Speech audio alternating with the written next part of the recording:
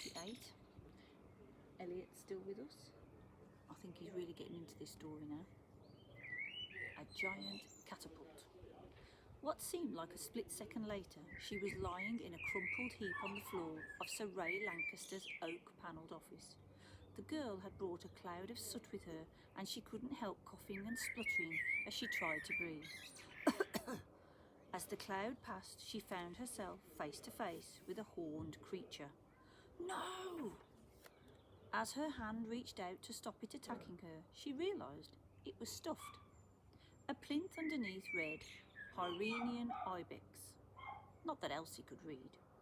The girl scrambled to her feet. Although everything hurt, she hadn't broken any bones. Elsie took the copper wire in her hand and tiptoed over to the door of the office. She rattled the handle. It was locked. Blast! That wasn't part of the plan. There must be a key somewhere in the room. Elsie opened every drawer, turned every box upside down, and swept her hands over every shelf, but she couldn't find it anywhere. There was a cupboard of clothes, and she felt in every pocket, but there was no key. Elsie looked back at the strange horned creature. It looked back at her. The stuffed Pyrenean Ibex was the perfect battering ram. She leaped onto the creature's back and, using her feet to power it along, slammed against the heavy oak door. It barely made a scratch. Elsie had an idea. She returned to the cupboard and pulled out a pair of elasticated braces from some trousers that were hanging in there. She tied the ends of the braces to the leg of the heavy desk on one side and to the door handle on the other. Then she moved the ibex into position, with the braces behind its behind. Using all her might, the mite pulled it as far back as she possibly could. Elsie had created a giant catapult. When she couldn't hold it for a moment longer, she let go. Twang! The braces shot the ibex across the office. It smashed through the door. Boom! It sent shards of wood flying through the air.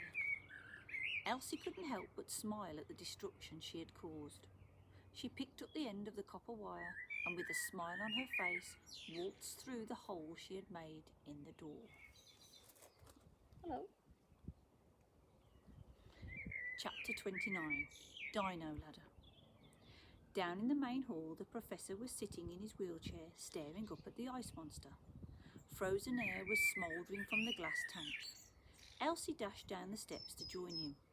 "The ice! It's melting!" she exclaimed. "Yes, child. I turned off the cooling system," replied the professor. "Otherwise we would never get the end of that copper wire into the creature's heart." "But what if we bring it back to life and it immediately drowns in the water?" "I've thought of that, young lady. That's what this is for." From under his wheelchair he produced a frightening tool that looked halfway between a hammer and an axe. "A pickaxe?" "Yes, child. This will break through the glass. Now are you ready?" "Ready for what?" "To dive into the tank, of course." "Me?" "Yes, you." "I can't swim. What if I drown?" The professor thought for a moment.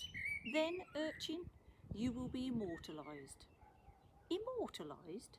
"Yes, immortalised as a short footnote in the story of how I, the great professor, brought the ice monster back to life.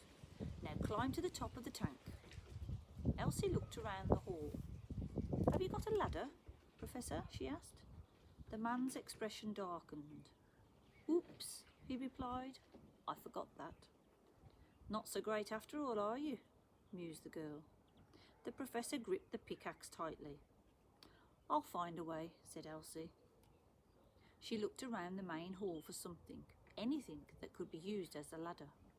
Elsie realised that the answer was standing right next to her. "The Diplodocus!" she exclaimed. The enormous dinosaur skeleton was towering over her. "You can climb that?" he asked.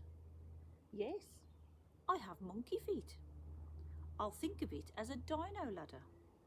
"What a genius idea of mine," announced the professor. "Then, when you reach the tank, you must swim down to the creature's heart." "I already told you, I can't swim." "But I could sink." "What do you mean?"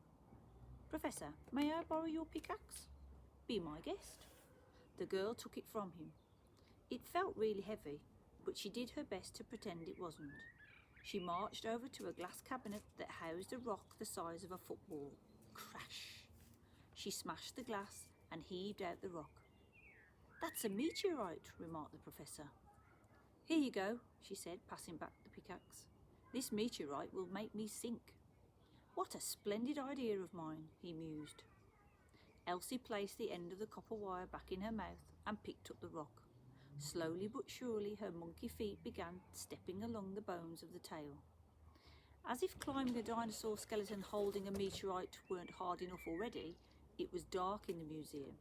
The only light was the occasional flash of lightning outside the snow-encrusted windows. "Quickly," ordered the professor. "We're going to lose the lightning." "I'm going as fast as I can," snapped back the girl. The bones themselves were smooth, which meant it was very easy to slip on them. Elsie took it slowly, letting her toes grip as tightly as they could. In a short while she had reached the skeleton's back. This being a much wider part, she managed to speed up. Now the girl was at the base of the neck and a very long way up. Elsie looked down. That was a mistake. It was a very long way down. Instantly she felt dizzy. She shut her eyes. This made her feel wobblier. "Why on earth have you stopped, you pathetic, pathetic child?" Elsie took a deep breath. A bolt of lightning struck just outside the window, illuminating everything for a split second. The girl knew she had to act now. Still holding the meteorite, she took a step forward, and another, and another. Soon she was halfway across the skeleton's neck and within leaping distance of the mammoth's tank. Boom! A roll of thunder roared across the sky. It was so loud that the museum shook a little. It made Elsie's heart skip a beat, and she lost her footing. "Ah!" she screamed. And we'll have to wait to find out what happens to Elsie in chapter 30, The Heart of the Storm. Now, we've actually got some other people, well, not people, animals who are actually enjoying this story. If I can, I'm going to show you.